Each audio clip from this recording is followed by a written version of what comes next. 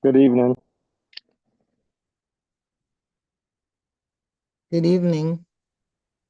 I would like to welcome you to our first online discussion on diabetes. We are the Diabetes Committee, arm of our Lions Club, our district GST team. We'd like to thank you for coming this evening and listening to what we have to share with you. So, can we first start off by saying the Lions Prayer, everybody? Where lions meet, Be be present, present Lord, Present to Lord, well to our well heart, our hearts and with be one one one accord, accord, to to do do thy that, to do will, thy will. Lord, make Lord, Lord, us make make us us strong strong, to to aid aid the to weak aid the and weak right and the right and the right the wrong. wrong. Lion's Prayer.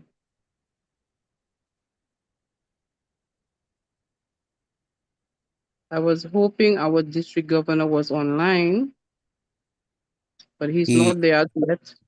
He's he's there. coming in. Okay, he just give him a few. He would like to say a few words. Okay. So welcome once again, Lions. This month, as we know, is Diabetes Awareness Month, where we talk about healthy eating, taking your meds. And we could use the acronym TEAM, TEEM, where we test, we exercise, we eat right, and we take our medication. So while we wait for our district governor, we could ponder on a few things. Are we diabetic? Do we test? Do we eat right? Do we exercise? Because without one, the whole team, the whole acronym is broken. You have to exercise. And while exercising is good and you're not taking your meds, you are not doing everything that is needed for you to have a healthy lifestyle. Because diabetes is not a death sentence. Diabetes is only a disease that, if managed well, will you can live a healthy and long life. So, is the district governor here now? Lionador, I'm here. Sorry to Okay, be a so bit late. Mr. Governor, you have the floor. Okay, thank you very much. Good evening, Lions, our distinguished guest, Leos, and any fellow members of our various communities across the district. I would like to say a hearty welcome to our launch as we launch one of our district-wide initiative, which is focused on Lions Club International leading global cause diabetes awareness. But first of all, I must say I want to congratulate Lionadora, our district diabetes chair, and her team for putting together what I believe will be a wonderful and informative month of diabetes awareness activities. We know that the Lions clubs around the world have been at the forefront of a number of the leading issues that affect our communities, health issues that affect our communities. And this is only just one such initiative. And we are continuous lines to tackle some of the pressing health conditions. Tonight, we are taking what I believe is meaningful action. And this talk tonight could not be more timely or more important. We know that throughout the world, there are some 420 million persons that are affected by diabetes globally. It's a silent disease that creeps up on people's lives, often without any warning. And unfortunately, many of those who have it do not know that they're suffering from this condition until it's too late. So our job, Lions, is to try as best and hard as possible to raise this awareness in our communities. We are to educate, we are to empower our communities with the knowledge and tools to prevent what is ravaging our towns and communities worldwide. So tonight, we're going to spread awareness about diabetes, and we're going to promote that along with the healthy eating habits that are required for prevention. So, Lions, I believe that together we can make a significant difference. And I know that this month of activities is just the start of and the continuation of our program throughout the year. And once again, I would like to, before I hand over to the welcoming and introduction of our guest speaker, I just want to say thanks to a magnificent global service team for doing an excellent job in service right through. And diabetes is just one of those teams that are making an excellent or doing an excellent job in terms of meeting our service requirements in this area. So thank you, Lions. Let's stay tuned. Take the information that's coming across to you tonight. Take it back into your communities, and let's put a dent in this situation that diabetes brings to us across our nations. Thank you very much, Lionadora. All over to you. Thank you, DG, for your words. We are thankful and grateful that you are able to join us this evening. We now move on to our GSC team, where Lion Wendy Lubari, would give words on behalf of the chair.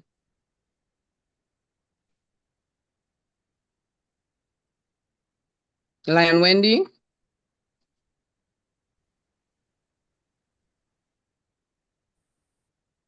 We can see her, but she may not be hearing you.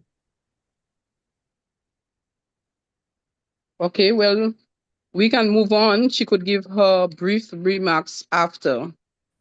Yes, We move- thank you. The Diabetes Awareness Chairperson, Lioness Nikisha. Are you hearing me now? Yes, go ahead. Yes, you are? Okay, Yes. all right, beautiful.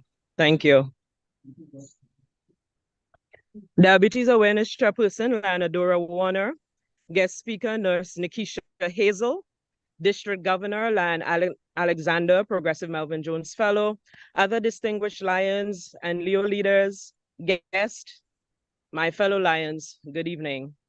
It's a pleasure to bring remarks as the Global Service Associate Chairperson, joining all of you in this essential conversation on diabetes and healthy eating. A special thank you to Nurse Nikisha Hazel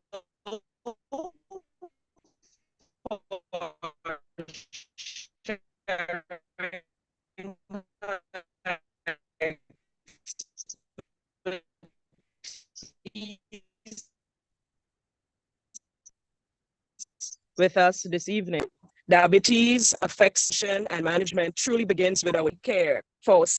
I want to take a moment to congratulate District 60B's Diabetes Awareness Committee for your dedicated work in planning and hosting this impactful seminar.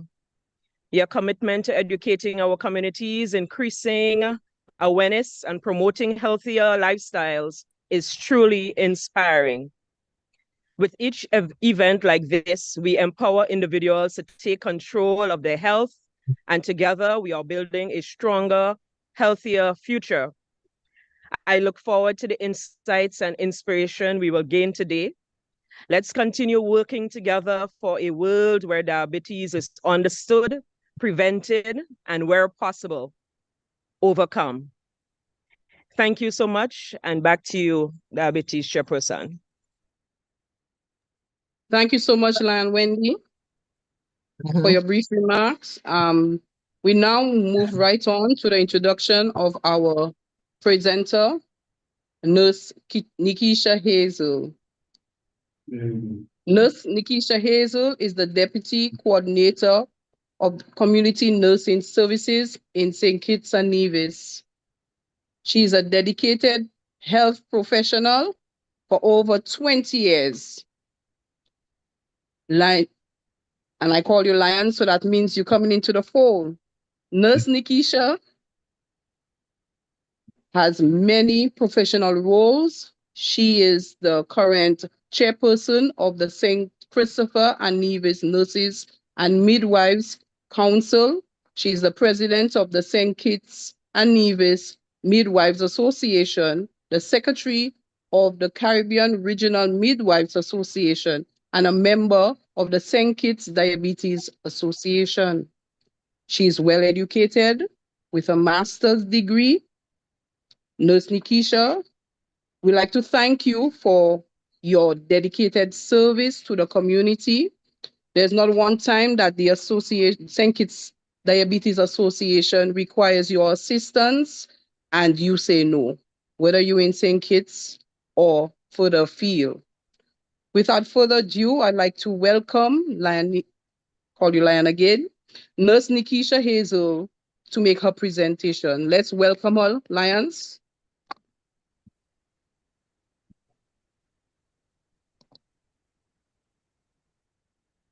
Good evening to all, and I'm happy to be here. And this session this evening is a discussion session, not a teaching session.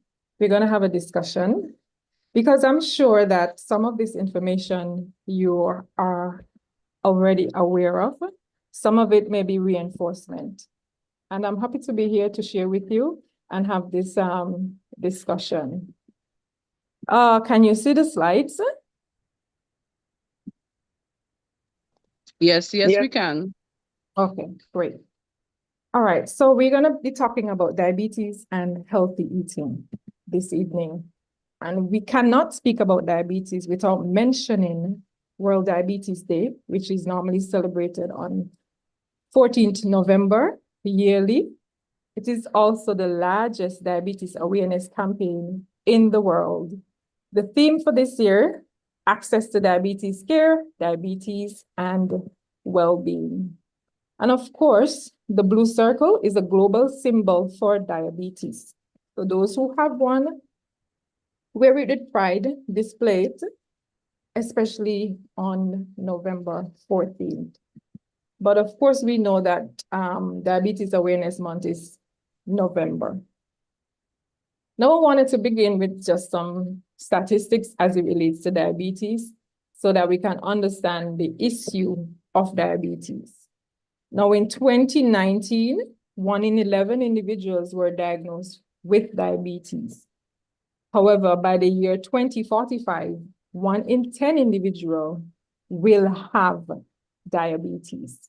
And this is a global issue that we are facing with diabetes. And it's really important that we educate individuals, whether the persons have diabetes or not, because I'm sure that a lot of us have somebody, whether a relative or a friend or coworker, who has diabetes or is impacted by somebody with diabetes.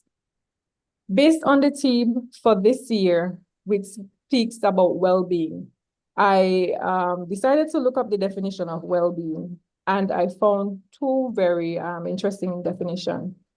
Well-being is a state of being comfortable, healthy, or happy. That's the first definition I got from the Oxford Dictionary. And from WHO, I got well-being encompasses a quality of life and the ability of people and societies to contribute to the world with a sense of meaning and purpose. So when we're talking about well-being, we're talking about a state of being, comfort, our comfort level, health level. We're speaking about that as we talk about well-being. And when we put diabetes and well-being, we recognize that diabetes can have a negative impact on a person's emotional and mental well-being. People with diabetes are more likely to experience their same, IDF, International Diabetes Federation, is saying that they are more likely to experience depression, anxiety, eating disorders than the general population. And as we go along into the presentation, we recognize why this is so. They also stated that anorexia, bulimia, and binge eating disorders are more common in people living with diabetes than in the general population. And just to give you a just a little scenario or an example. Persons with diabetes tend to skip meals because, or do not want to eat because they feel as though they're going to spike their blood sugars. So they feel they're going to spike their blood sugars. And sometimes this causes them to go into some eating disorders, not intentionally, but because they're so fed up of these sky-high readings and they don't know how to cope, they don't have the support system. These are some of the reasons why some persons living with diabetes have and move towards these eating disorders. The International Federation of Diabetes also had some statistics where it pertains to diabetes and well-being. And they are saying that 36% of people with diabetes experience diabetes distress. They got to think about, how are my sugars going to be today? Is it going to be high? Is it going to be low? Sometimes they have periods where the blood sugars are extremely high for a very long time. And it's kind of depressing because sometimes you hear persons with diabetes come and say, but I'm doing everything right. I'm eating what doctor said to do. I'm taking my medication. Why is my sugars not, leveling off? Why is my sugar still high? And this can be very frustrating. So I can understand why. No, they also said that 63% of people with diabetes say that they fear of developing diabetes-related complication. So you have persons out there thinking, oh my gosh, especially first time being diagnosed with diabetes, people think about the complications of the diabetes, the blindness, the issue of losing a limb. So these are the things that people fear as it relates to diabetes. And I actually expected this figure to be higher, maybe in the 80s, 90s or something like that. Because you hear when people complain and when you talk to, patients and clients, when you talk to them, these are the kind of things that they do express. Then they also said that 28% of people with diabetes find it hard to remain positive in relation to their condition.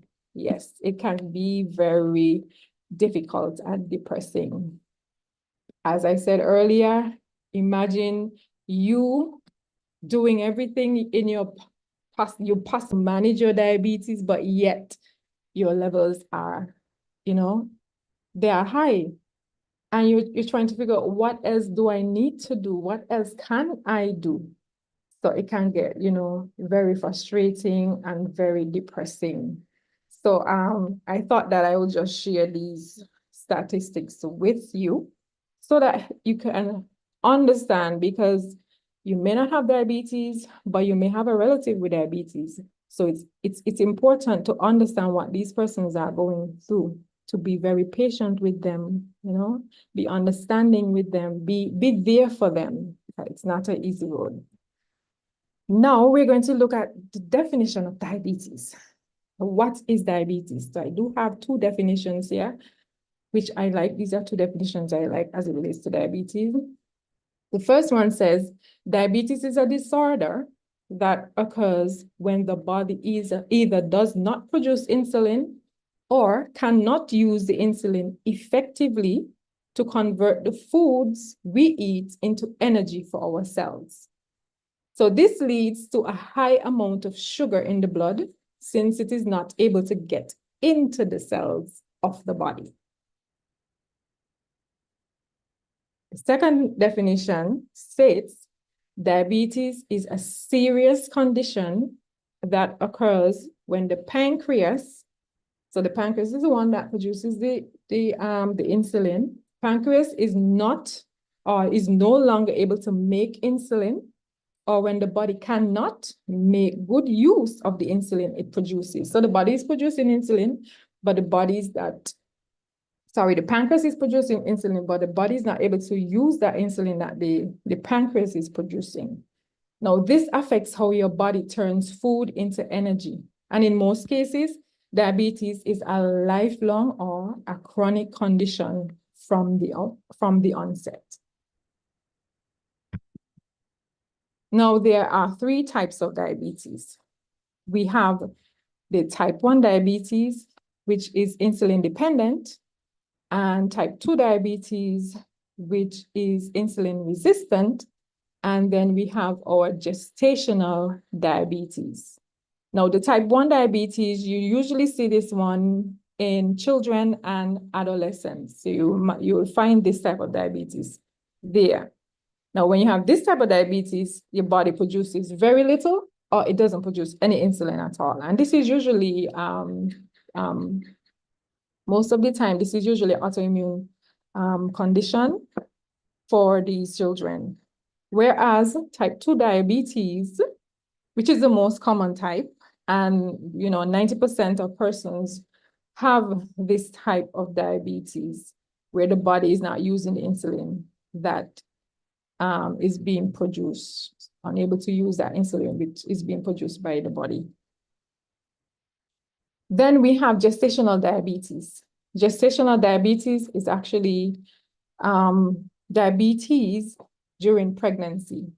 So the pregnant woman develops diabetes, and sometimes this type of diabetes predisposes the woman, meaning that the woman after pregnancy and later on in life, she may develop actually type 2 diabetes, and even the child may develop type 2 diabetes. It's not always so, because of course, lifestyle changes can prevent or even prolong the occurrence of having or developing diabetes. But in some cases, those persons with gestational diabetes do develop type 2 diabetes later on in life. If you have any questions, feel free to stop me. I have no problem with that.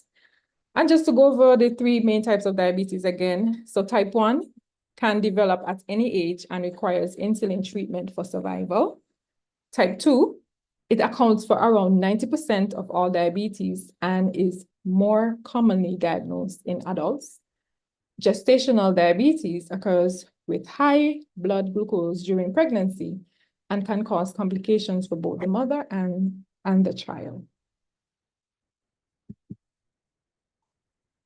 We're going to talk about signs and symptoms.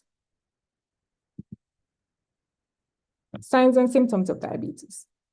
So we have a variety of signs and symptoms here. We have weight loss, extreme tiredness, increased hunger, excessive thirst, frequent urination, tingling and numbness in hands and feet, blurred vision, unhealed wound, and urine attracting ants. And I'm sure some of you may have heard that one before as well. Now, when it comes to the signs and symptoms, what happens with individuals? Because we have persons who may have diabetes for years and don't even know they have diabetes. And some of the reasons why is because we tend to, our body usually warns us, our body usually gives us signs about illnesses, but we ignore them. We ignore them, or we are not that inclined, or we're not paying attention to our body. Sometimes we have the symptom of extreme tiredness, but yet we blame it on work and we say, oh man, I have been doing so many work. I've been so exhausted and burnt out, and we blame it on work, not knowing it's actually your body telling you, okay, this is diabetes. Something is going on, you need to go and get it checked out. Then some persons may have blurred vision and they don't pay it any mind, or they may say, my eyes have been giving me some issues. Let me go to the doctor and check to see if I need to wear glasses. So they go to the doctor, and of course they're gonna check to see if they need glasses, and they're gonna be prescribed glasses, and they feel like, okay, that was the issue and everything is okay. Not knowing is actually the body telling you, hey, diabetes is here, or it's knocking. Because sometimes you have pre-diabetes where you get all these symptoms, but because you ignore it, it goes further and further, and eventually full-blown diabetes. Because we tend to ignore our body because we're unaware And we don't understand sometimes that the body they'll be sending us warning signs, but we just ignore them. Then you have things like excessive thirst and weight loss, and you blame the thirst on the weather. And we know that recently the temperature has been extremely hot, and you need to hydrate and stuff like that. And we just blame it on the weather. Maybe it's the weather. It's been so hot, I had to be consuming a lot of water. So we tend to ignore a lot of the signs and symptoms that our body gives us, not knowing that, hey, this is diabetes. All right, and we're gonna move right along. And these are just some lifestyle factors which may cause diabetes. We have smoking, skipping a meal, lack of sleep, poor diet or obesity, lack of exercise, and stress. Yes, stress can contribute. So the lifestyle factors causing diabetes, especially when you speak about lifestyle factors, you speak about diet and exercise, basically. And these are things that we can change. These are things that we can do something about.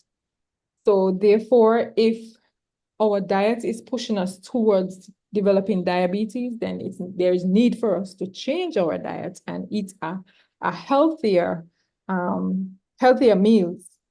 And of course, be active. Being active and exercising does not mean that you have to join a gym. No, it doesn't mean that you have to join a gym. You can do 20 walks around your home. Some person, you're able to go right around your home. You can do 20 laps, whether walking or running, you can do that. Some persons, you ride bicycle. Some persons go swimming. Those are all forms of exercise. There are exercises that you can sit in your chair and do these exercises. So you just need to get your heart rate up and get your body going. And of course, for some persons, you may need to consult with your healthcare provider before beginning an exercise regime. All right. Now, these are some possible complications of diabetes. And we have hypertension, cardiovascular disease, neuropathy, and amputation are most common and dreaded complications of lifelong diabetes. Most of the time, these conditions only occur when you have the diabetes for an extended period of time. All right, these are some of the complications. And why I said most of the times, because there are still persons who are not managing their blood sugar very well.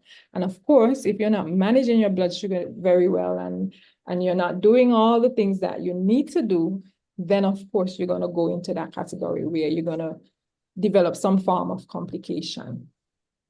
And if you recognize, as stated in the statement, hypertension, heart disease, they're at 70% possibility for persons living with diabetes. Then you had amputation and nervous system disease. So those are the ones that ranked more in the high scale. And here are the complications again. The cardiovascular disease affects the heart and blood vessels and can lead to fatal complications such as heart attack and stroke. The eye complication caused by high blood glucose, blood pressure, and cholesterol levels that can lead to vision loss and blindness. I always tell persons that every time your blood sugar is high, you're doing some sort of damage. So that's why it's so important to make sure that you keep that level down. Every time that sugar is high, you're doing some sort of, there's some sort of damage within your body. Kidney disease caused by damage to small blood vessels in the kidneys that can lead to inefficient kidney function or failure. Or you will hear the term CKD, chronic kidney disease. Nerve disease can severely affect various bodily functions, with the most common and significant impact on the lower limbs, particularly the feet. And that is why persons have lower limb amputation. Having diabetes for over, 20 years going up there, it's gonna do some damage, and your nerve endings are gonna fail you. So that's why it's important to ensure that you check your feet daily, not once in a blue moon, daily.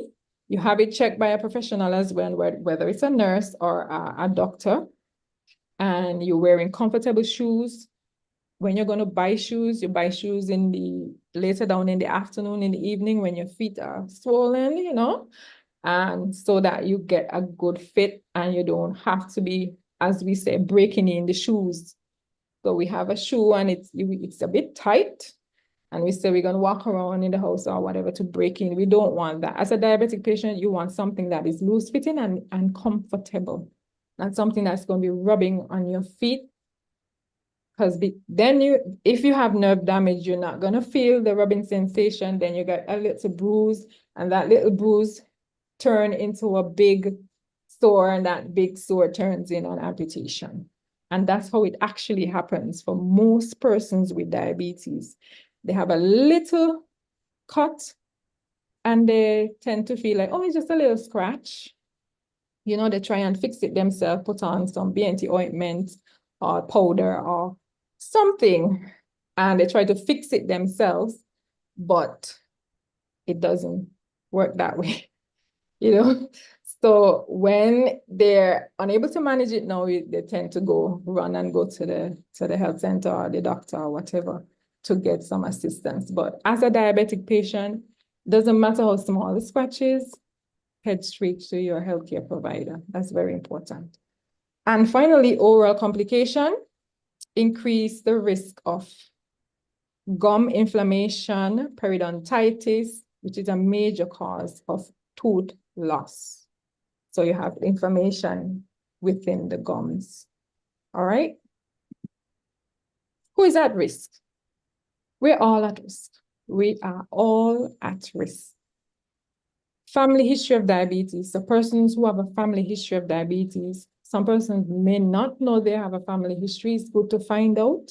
It's good to ask. Being overweight and inactive. Certain ethnic groups, including African American, American Indians, Hispanic, and Asian American.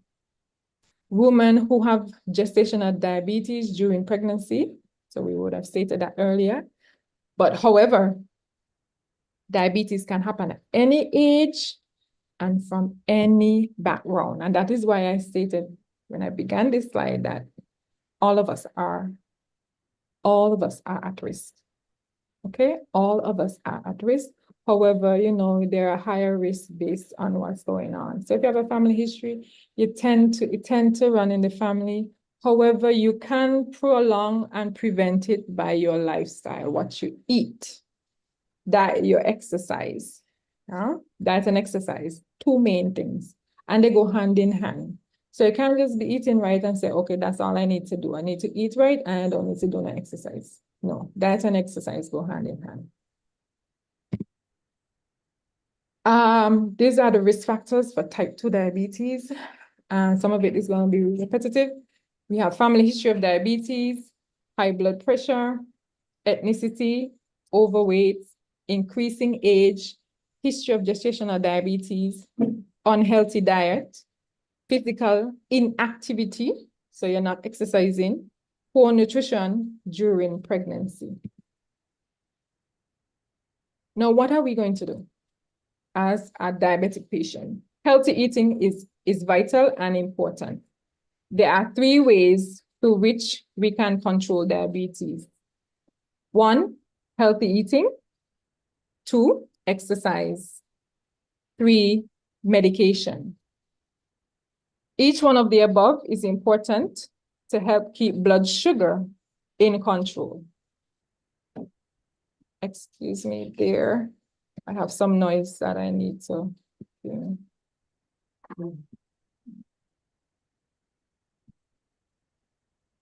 All right, so yeah. So each of the above is important to keep blood sugar in control. Each one of them. You have to eat right, exercise, and if you're on medications, because some persons are not on medication, eat right, exercise. If you're on medication, be regular with taking your medication. So it's not when I feel good, I ain't taking a medication, I ain't studying them there. I feel good today, I'm not taking any medication. That's not how it works. You have to take your medication in order to help in controlling your blood sugar. Also, as it pertains to diet, control portion size. Reading food labels and monitor your blood sugar levels. Control portion size. Oh, that's a big one for us, especially as Caribbean people, because we love large portion. Want a big portion here of rice, on a big chicken leg, and then you see the small portion of vegetables. That's how we do it. That's not how it's supposed to be done. Half of our plate is supposed to be vegetables. Half of your plate is supposed to be vegetables. The next quarter, starch, and the other quarter, your protein, which is your meat kind or your relish, as we would say. Then when it comes to reading food labels, we do not read food labels. I like to use the Vienna sausage container as an example, because a lot of us are guilty of eating the whole can in one sitting. For example, breakfast, we eat the whole can. One person eating the whole can. And from what I know, if you read the label, it has, I think it's about 4 or 5 servings, meaning that 4 or 5 persons should be able to eat from that one Vienna sausage. I think it's 7 sausage in that Vienna sausage can. And a lot of times, one person eat the whole can. We are guilty of that. So it's important for us to read food labels. The food labels actually tells us how much serving size and how much, then you would know how much people, you're able to cater for as it pertains to the serving size. It's not difficult, but that's something that we are not really, meshed into. And of course, monitoring your blood sugars. Monitoring your blood sugars, that again is somewhat of a challenge because of expense and so on. Usually with monitoring your blood sugars, you should check your blood sugars when you wake up in the morning, first thing, because you need to know what your blood sugars are. So you need to know what your blood sugars are. When you're gonna have your next meal, whether it's a snack or lunch, because diabetics should have a snack in between, you need to know what your blood sugar is. So you need to know how much you can eat. And of course, you need to check it before bedtime. You need to know what your blood sugar is before you go to bed. That's why some persons may go hypo in the night, because their blood sugar was low upon going to bed, but they weren't aware. And some persons tend to go hypo at nights. So it's important to check your blood sugar regularly. And that's something that we do not do. That is very, very important. You need to know what your levels are at all times. And as I say, I know sometimes, most times it's because of finances. So what we do, we normally encourage persons to do is to check it first thing in the morning and to check it before going to bed at nights. So we normally make sure that they do that. Those two are at least important.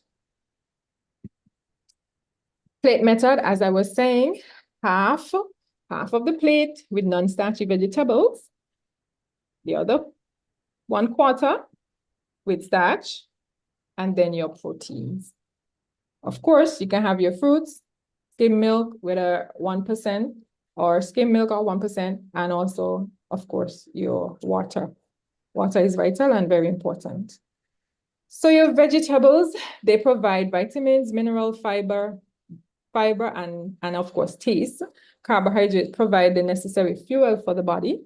And your proteins is important for building and repairing body tissues. What does IDF recommend for a healthier diet? So this is what they recommend for a healthier diet. Choose water. I must say, there is no specific. I know you may go online or you probably speak to probably a dietitian, nutritionist, or something like that. But there's no specific diet to say, okay, diabetics, this is what you're supposed to eat. And this is how you're supposed to eat. Remember, we are all individuals, and based on, we have to look at so many different things. We have to look at our finances, because you can't tell somebody buy this and eat this if they can't afford it. You have to look for an alternative choice for them.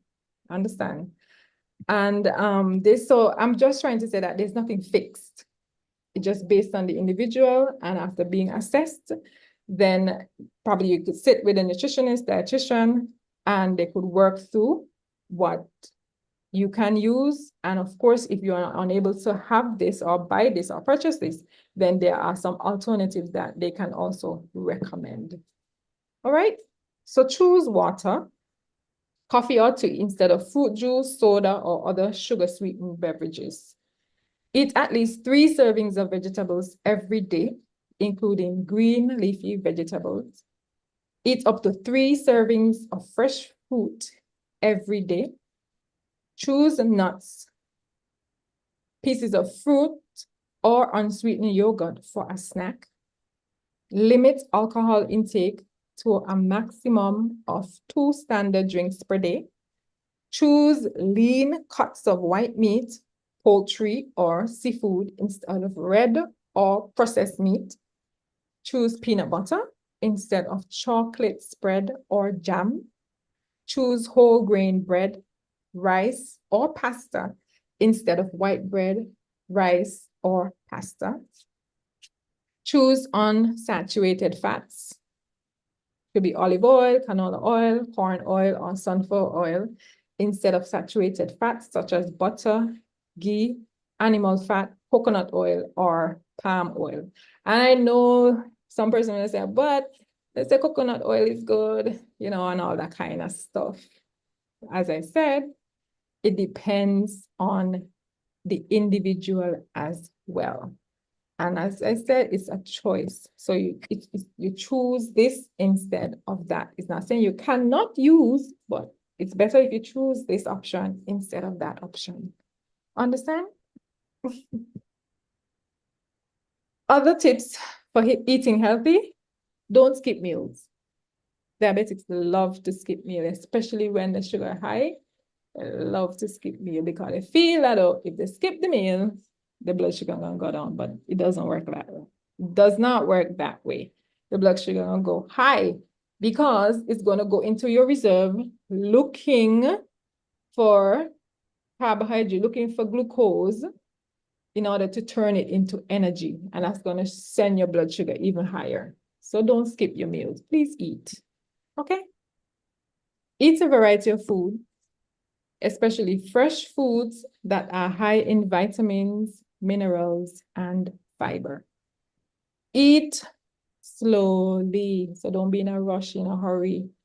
I know a lot of us have work and we have things to do and so, but when it comes to, you know, taking your, whether it's your break or your lunch, try and make that, I know it's not always possible, but try and make that time where you are relaxed and enjoying your meal comfortably, and eat slowly. Don't be in a rush. Instead of preparing fried foods, use water or broth instead of oil. Avoid all sugar-sweetened drinks, including fruit juices. Drink plenty of water, 6 to 8 glasses a day, and avoid processed foods when possible. Because we know it's not possible all the time, but when possible, avoid processed food. Another way, eat less processed food. We know that we have special occasions. Thanksgiving is coming up, Christmas is coming up, and we have birthdays. Of course, we have weddings, and we have all these special occasions. Eating out, when you're eating out, keep portion control in mind and ask to have your food broiled or grilled rather than fried. It's you're making your order, so you can make special requests on your orders. So keep that in mind. Parties and holidays, plan ahead and adjust your meal plan so you can enjoy some of the festives without overeating. So you know Thanksgiving coming up, you know Cheryl gonna bake the turkey, you know she gonna bring the corn pie, you know the menu for Thanksgiving. So you have an idea what's going to be there. So therefore you monitor your blood sugars and make sure, okay, I can enjoy a piece of this, that, and that, right? So you plan ahead.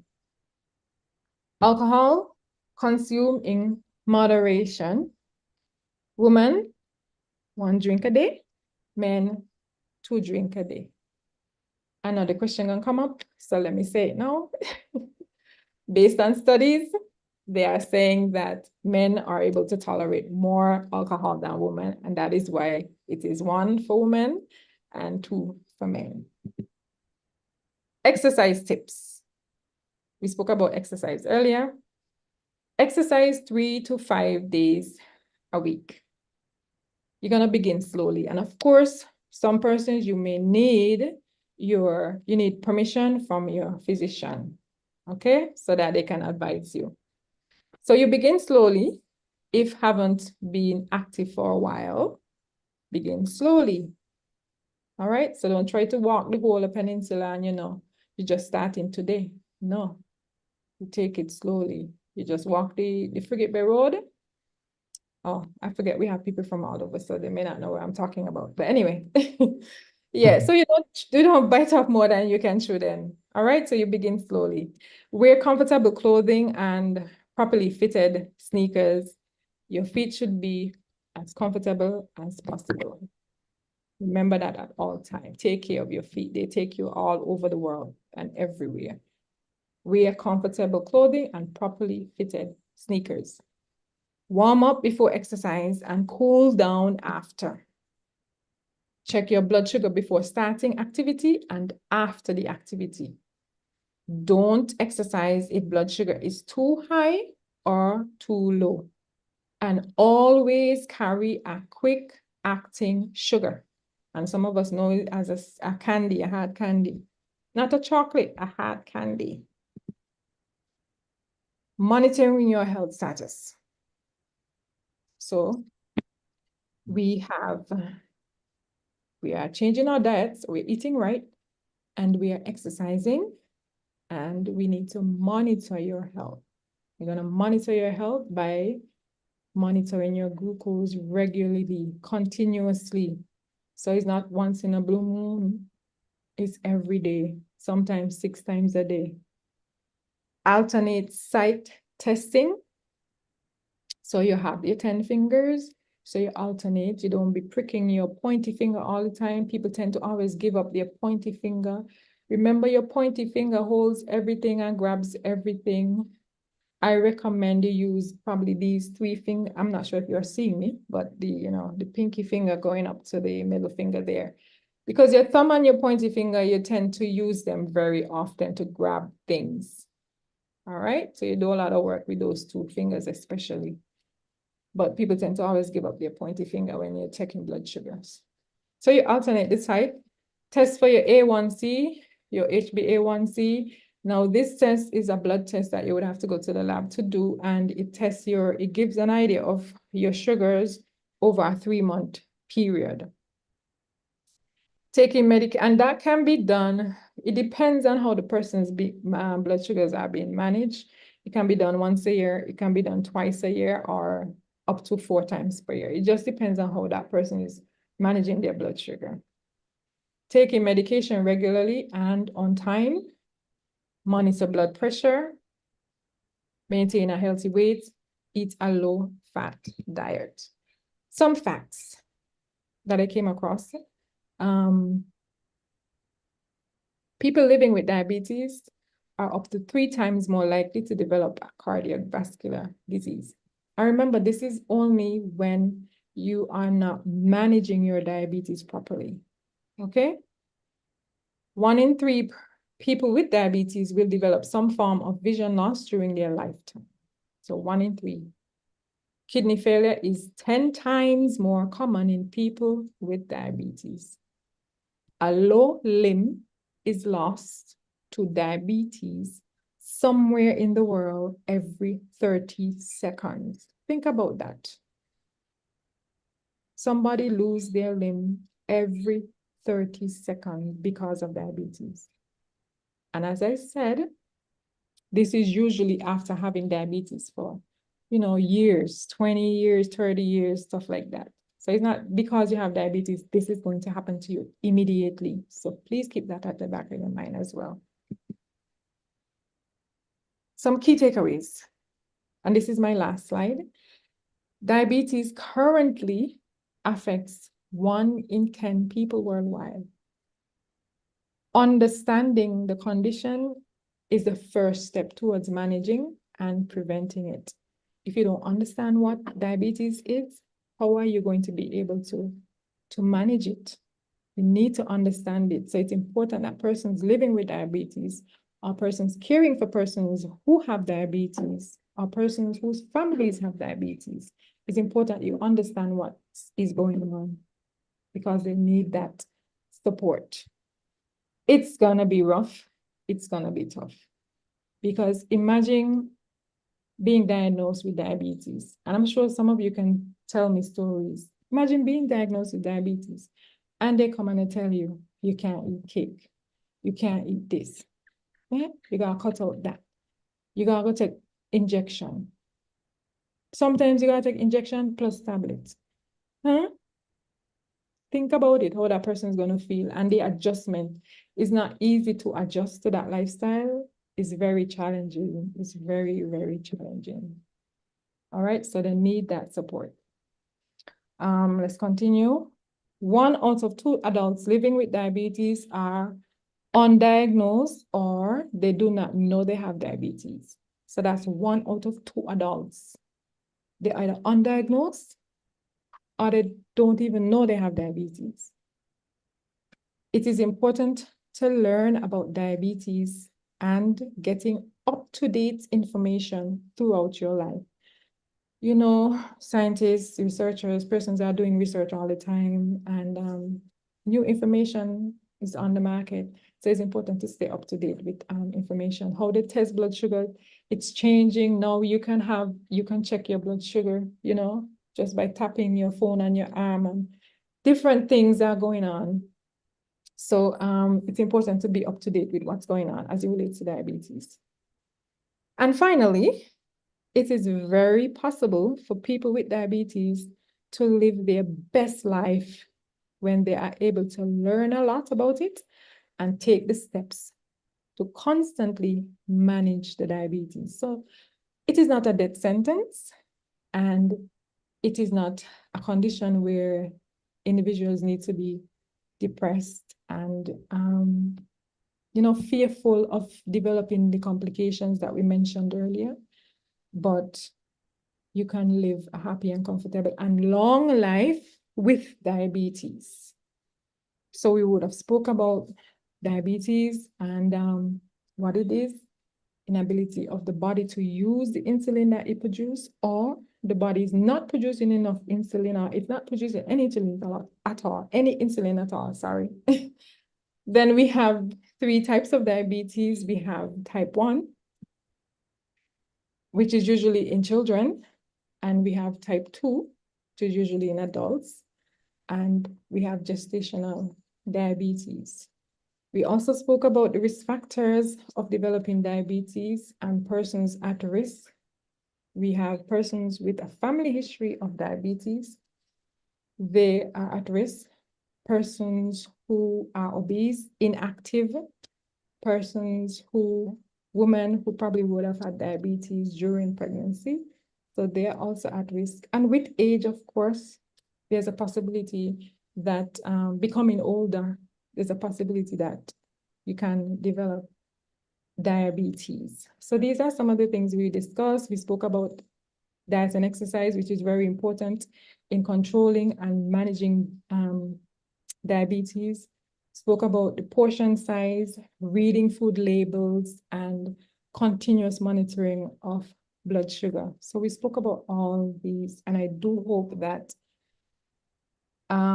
you would have learned something. If you haven't learned something, at least it would have been reinforcement to you as it pertains to the information on diabetes. And I encourage you to, tell somebody about diabetes, help them to understand what is diabetes. I recognize that a lot of times, a couple years back, when I started in community nursing, I recognized persons like they were afraid to tell people that they have diabetes, or they were afraid to share that they have diabetes. But it's so important when others know that you have diabetes, your family members, even your coworkers know that you have diabetes, because God forbid something happens to you, then they know what to do to assist you if you go hypo at work or at home, or if you go hyper, so they would understand, okay, this is a hypo episode. Okay, sorry for those who don't know, hypo meaning the blood sugars are very low, and hyper meaning the blood sugars are extremely high. So if they if they understand what is going on, then they will be able to assist you. But I find back then, I'm not sure if, I guess it's changing a little, but I find back then that it's like if they were hiding, they didn't want persons to know that they had diabetes. But I think it's so important that others are aware of your condition, just in case, anything happens, they are able to assist. Thank you so much. And that is the end of my presentation. Any questions or concerns? Thank you, Nurse Hazel. Anybody have any questions they would like to ask at this time? Unmute your mic and ask your question.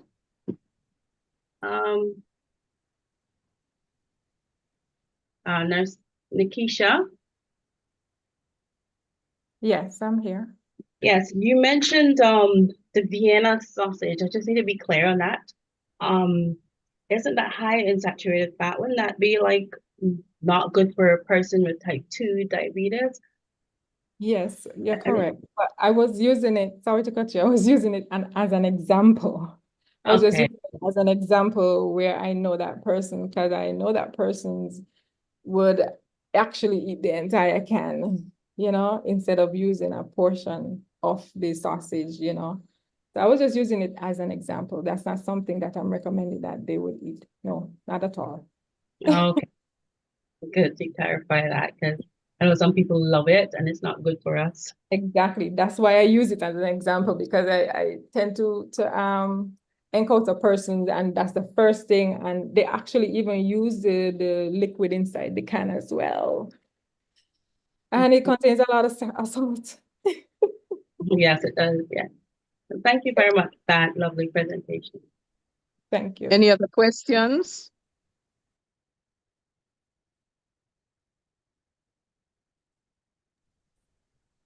Nurse Nikisha, what resonated with me though was one in every 30 seconds you said somebody lost a limb.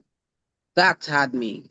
I mean, I remember the food portions. I've heard all that before, but Yeah. that is new to me. So that is stunning statistics. We really appreciate your presentation. It's timely, food for thought, but it's not my job to give the vote of thanks. If nobody else has any more questions, I would like Lion Andrea to give the vote of thanks on our behalf, please. Okay. Good evening, Lion District Governor Alan Alexander, our diabetes coordinator, Lion Adore Warner, fellow Lions, Leo's esteemed guests. On behalf of the Lions Diabetes Awareness Committee, I would like to extend our heartfelt thanks to our District Governor, Lion Alan Alexander, for honoring us with his presence this evening and sharing his thoughtful words of gratitude, wisdom, and guidance. Your support greatly strengthens our commitment to this cause. Thank you very much.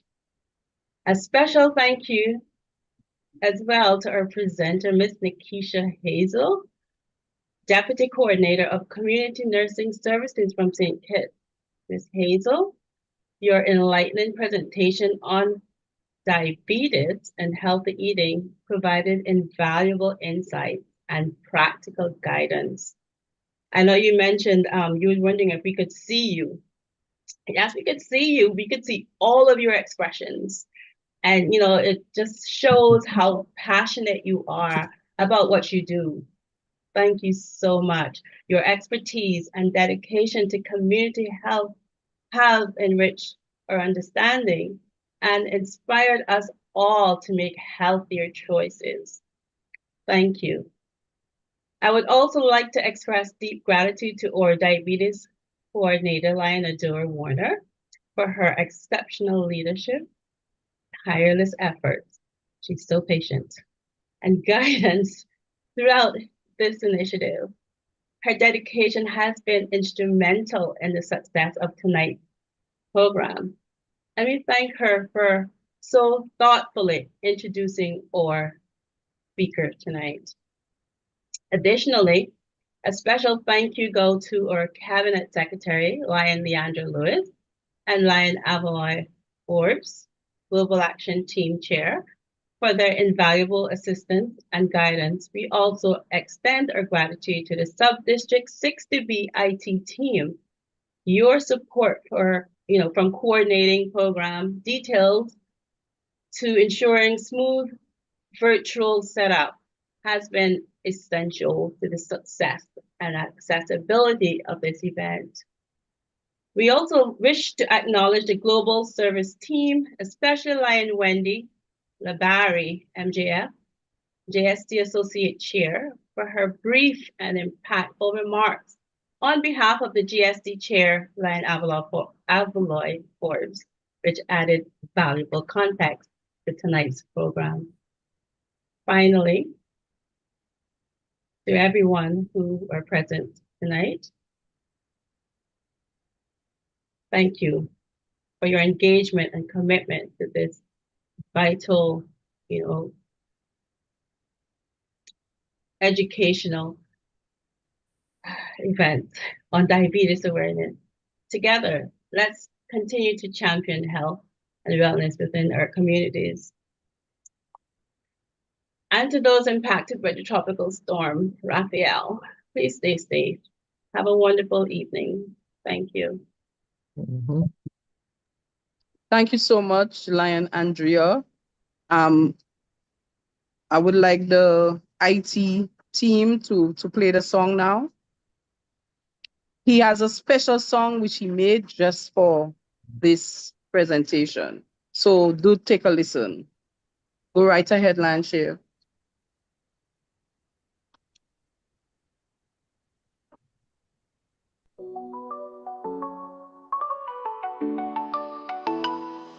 In every heart there's a lion's roar. Standing strong, we're ready to soar. With knowledge and care we light the way. For diabetes awareness, we'll seize the day. Lions unite, we're spreading the word. Together for well-being, let our voices be heard. With every step we'll make a stand. For a brighter tomorrow, hand in hand.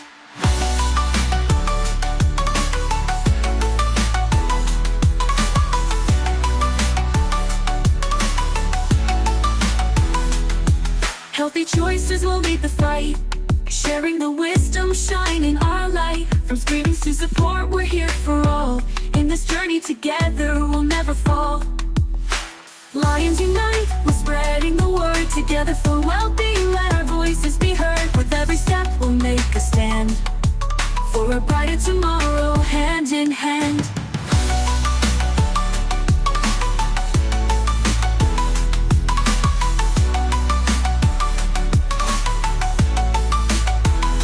Let's raise awareness, break down the walls with compassion and kindness. We'll answer the calls in our community. We'll foster the care for those living with diabetes. We'll always be there. So join the pride, let's work as one. With hearts full of courage, the battle's begun. For diabetes awareness, we'll roar with pride. As lions together, we'll stand side by side. Lions unite, we're spreading the word. Together for well-being, let our voices be heard. With every step, we'll make a stand. For a brighter tomorrow, hand in hand. Hand in hand in hand. Hand in hand. Thank you so much. Hand in for hand. singing. Lanchil, thank you so much for this song. And you know, that's our new anthem now. We're going hand in hand as we support each other in this fight against diabetes. Thank you everyone for attending, our Lions, Leos, and guests. Thank you very much, Lion Andrea and my team, for your support, your continued support. So we look forward to our another presentation shortly. We will advertise. Thank you so much. Have a good evening. Get home safely, those who are not at home. And until we meet again. Have a good evening. Thanks a lot, team. Thank you. Thank you. Have a good night. Bye. Good evening. Good night. Good evening. Night, night. Night, everyone. Good evening. Night. Nada.